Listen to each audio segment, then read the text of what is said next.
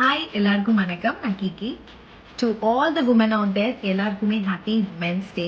எல்லா நாளுமே women's day தான். பட் இன்னைக்கு ஸ்பெஷலாக நம்மளை கொண்டாடுறாங்க, செலிப்ரேட் பண்ணுறாங்கன்னு நினைக்கும் ரொம்ப ஹாப்பியாக இருக்கேன். And so proud to be woman.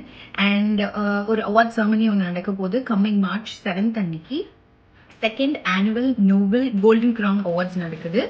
So எங்கே நடக்குதுன்னு பார்த்தீங்கன்னா OMRல AVIT காலேஜில் நடக்க போகுது March 7 அன்னைக்கு.